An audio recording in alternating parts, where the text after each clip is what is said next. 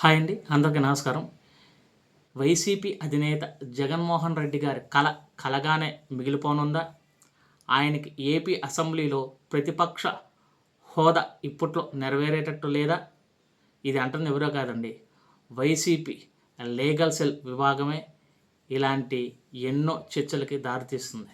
అదేంటంటే 2024 ఎలక్షన్స్లో 175 MLA సీట్లున్న AP అసెంబ్లీలో జరిగిన సార్వత్రిక ఎన్నికల్లో అధికార కూటమి ప్రభుత్వానికి 164 ఎమ్మెల్యే సీట్లు ఇచ్చారు. అదే ప్రతిపక్ష వైసీపీకి 11 సీట్లకు పరిమితం చేశారు ఏపీ రాష్ట్ర ప్రజలు. దీంతో వైసీపీకి అసెంబ్లీలో ప్రతిపక్ష హోదా కూడా లేకుండా పోయింది. ఏపీ అసెంబ్లీలో ప్రతిపక్ష హోదా కావాలంటే సుమారు 18 మంది ఎమ్మెల్యేలు ఉండాలి. ఇప్పుడు ప్రస్తుతం 11 మంది ఎమ్మెల్యేలే ఉన్నారు వైసీపీ పార్టీకి. 2025 ఫిబ్రవరిలో అసెంబ్లీ స్పీకర్ అయ్యన్న పాత్రుడు గారు సభలో ఒక రూలింగ్ ఇచ్చారనమాట. దాని అర్థం ఏంటంటే వైసీపీకి ప్రతిపక్ష హోదా కావాలంటే సుమారు 18 మంది ఎమ్మెల్యేలు కావాలి.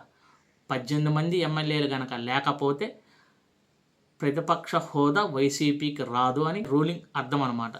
దీంతో వైసీపీ అధినేత జగన్మోహన్ రెడ్డి గారు హైకోర్టుని ఆశ్రయించారనమాట. ఏమని ఆశ్రయించారు? స్పీకర్ అయ్యన్న పాత్రుడు గారు ఇచ్చిన రూలింగ్ చట్ట విరుద్ధంగా ఉండి దీని మీద విచారణ జరిపించి నాకు ప్రతిపక్ష హోదా ఇప్పించండి అని చెప్పి ఆయన హైకోర్టుని రిట్ పిటిషన్ వేశారు. హైకోర్టు స్పీకర్ గారిని వదిలేసి డిప్యూటీ స్పీకర్కి, కార్యదర్శికి, అలాగే వ్యవహారాలు చూసే మంత్రి గారికి నోటీసులు పంపించింది. అక్టోబర్ 4లోగా దీని మీద కౌంటర్ దాఖలు చేయాలని ప్రత్యర్థులను కోరింది. ఏ ప్రభుత్వం అయినా సరే, ఏ హైకోర్టు అయినా ప్రజల అభిష్టం మేరకే నడుచుకుంటాయి. ప్రజలు వైసీపీకి ప్రతిపక్ష హోదా ఇవ్వలేదు. ఏ పార్టీనైనా ప్రజలు తలుచుకుంటే అధికారంలో ఉంటారు, ప్రజలు వ్యతిరేకిస్తే ప్రతిపక్షంలో ఉంటారు. ఇప్పుడు వైసీపీని ప్రతిపక్ష హోదా కూడా లేకుండా 11 సీట్లకే పరిమితం చేశారు ఆంధ్రప్రదేశ్ ప్రజలు. ఇప్పుడు ప్రజలకు వ్యతిరేకంగా ఆయన హైకోర్టును ఆశ్రయించి తనకు ప్రతిపక్ష హోదా కావాలంటున్నారు జగన్మోహన్ రెడ్డి గారు. ఒకవేళ హైకోర్టులో గనక వాదనలు జరిగి హైకోర్టు గనక జగన్మోహన్ రెడ్డి గారికి అనుకూలంగా తీర్పిస్తే తిరిగి ప్రభుత్వము మరియు స్పీకరు దీన్ని సుప్రీంకోర్టులో సవాల్ చేస్తారు.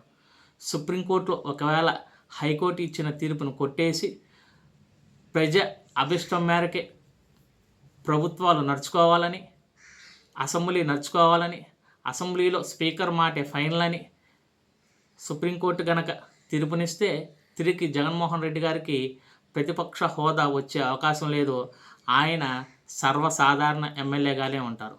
అసలు జగన్మోహన్ రెడ్డి గారు ప్రతిపక్ష నేత హోదా ఎందుకు కోరుకుంటున్నారంటే ప్రభుత్వం తనకి అసెంబ్లీలో ఎక్కువసేపు మాట్లాడే అవకాశం ఇవ్వదని, దీంతో ప్రతిపక్ష హోదా ఇస్తే ప్రతిపక్ష నేతగా తాను ఎక్కువసేపు మాట్లాడవచ్చని ఆయన హైకోర్టును ఆశ్రయించారు. ఎవరైనా సరే అసెంబ్లీలో ప్రజల తరపున మాట్లాడాలనుకుంటే నిజంగా ప్రతిపక్ష హోదా ఏం అవసరం లేదు. ఎమ్మెల్యేగా కూడా ప్రజా సమస్యల మీద గొంతెచ్చవచ్చు, ప్రజా సమస్యల మీద పోరాటం చేయొచ్చు, ప్రజా సమస్యల మీద ప్రభుత్వాన్ని నిలదీయచ్చు.